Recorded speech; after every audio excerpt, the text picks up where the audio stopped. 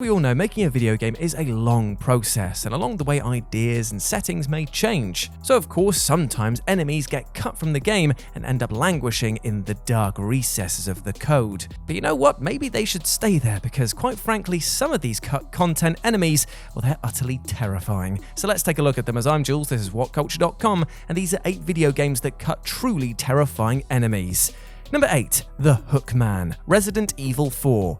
Among Resident Evil fans, the Hookman is the stuff of legends, and for good reason, as if this enemy had made it into the outstanding Resident Evil 4, then not only would the game have been completely different, but quite possibly become even more terrifying. Originally shown at a demo presentation at the E3 2003 event, the Hookman, who was technically unnamed and thus led to fans coming up with this moniker, was shown stalking Leon through some pretty moody-looking hallways. But what made this enemy so immediately intriguing was that nearly all of Leon's shots seemed to deflect off of this menace, and it also appeared to possess the ability to travel between picture frames that lined the area. These two mechanics, namely an unstoppable foe and one with the ability to appear at the worst possible time, could have made for a truly imposing presence. However, thanks to the entire game being reshaped and the design team focusing on mutations over spiritual apparitions, the Hookman couldn't find a place in the new continuity and so was scrapped. Probably for the best though, considering how much sleep this character already robs Resident Evil fans of.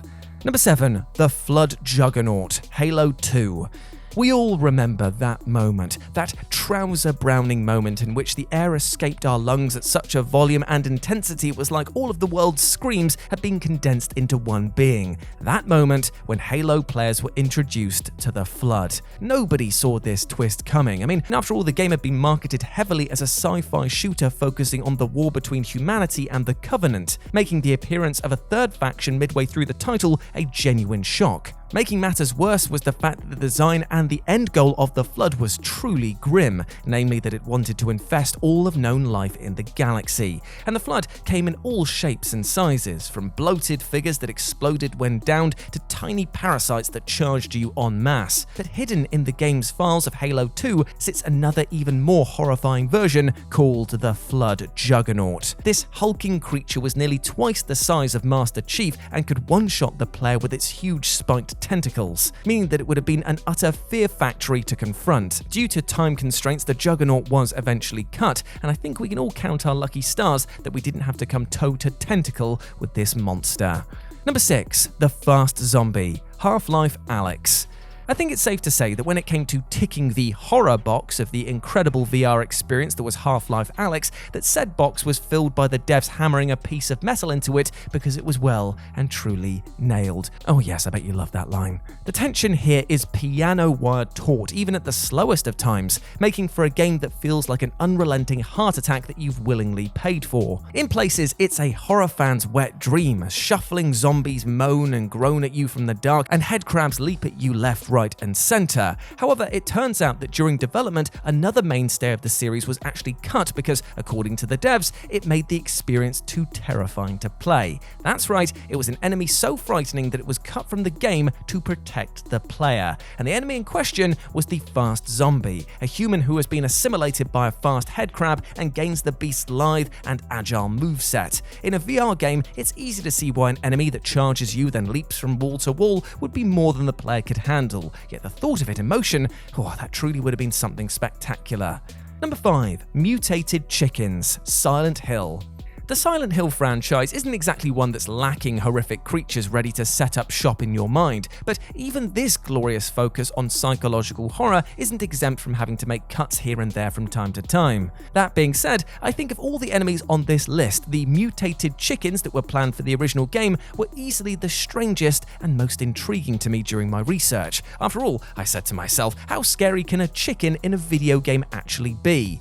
And then I saw the renders. Ye gods, I did not want to see something like that. Elongated, emaciated, and oozing with otherworldly terror, the mutated chicken is truly the stuff of nightmares. And worst of all, it's actually just part of a selection of horrible animals given the Silent Hill treatment that were eventually cut from the game. Frogs, manta rays, even a bloody ostrich were planned for the game, but were cut at some point in time. With each looking horrendous and moving in janky, inorganic ways, they truly would have added a slice of surreal fear to the mix. Then again, Silent Hill was already so full of this that it's likely why this menagerie of monsters was left on the cutting room floor. Number 4. Little Slug of the Eclipse, Dark Souls 3.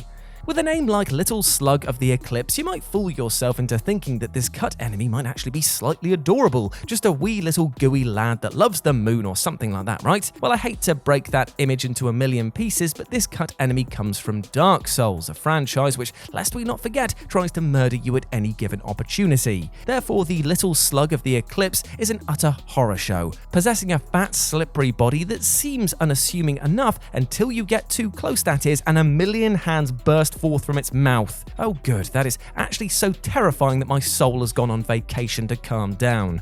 Now, Dark Souls 3 isn't actually hurting for weird and horrific enemies, so it's hard to say if this inclusion would have helped sell the horror of this title, but one thing is for sure, that if I see this slug in any future titles, then I'm bringing a truckload of salt with me. Number 3. Abominations, Fallout 3.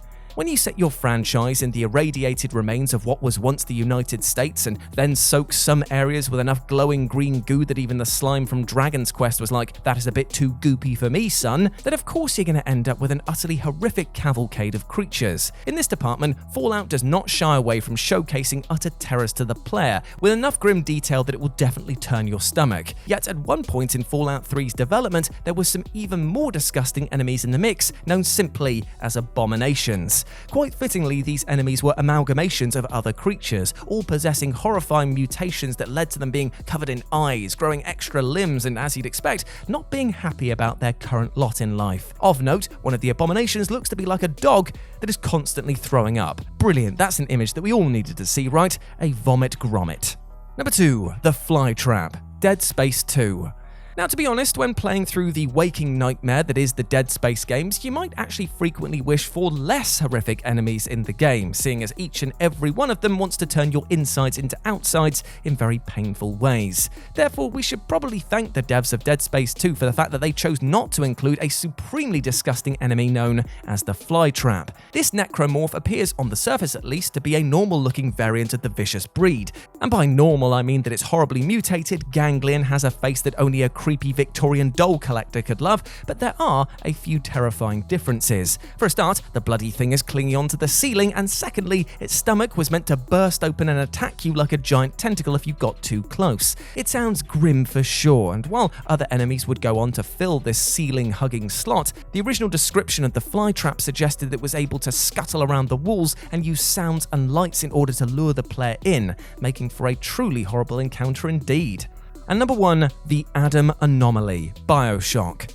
So after working at What Culture for many years and thinking that we had our own ANOMALY, since we seem to hire so many people with that name, BIOSHOCK came along and reminded us that we hadn't seen anything yet. Now, while Rapture is chock full of over-the-top and thoroughly insane enemies, it seemed that if the team had more time on the project, that even those few dark and damp recesses would have been filled with absolute horror, as the ANOMALY proves. This being appeared to be the remains of a Big Daddy corpse, what with the helmet in the middle of it, and was so riddled with the titular slug juice that it's now pouring out from the host in arcs of wild electricity, drawing in new objects to form a new body comprised of junk. There's something truly horrifying about seeing a dead body at the center of a mass of electrical goods, and it's made even eerier when you spy that single, unblinking eye at the top. Well, that, and it also seems to be wielding a bloody rivet gun. We've enough things to worry about down here aside from the furniture coming to life, so in many ways, we're kind of glad this was cut.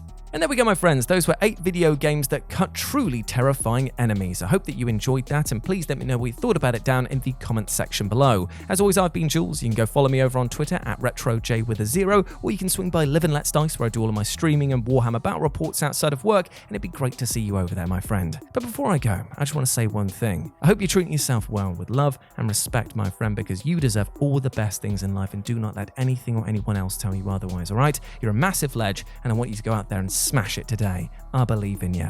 As always, I've been Jules. You have been awesome. Never forget that, and I'll speak to you soon. Bye.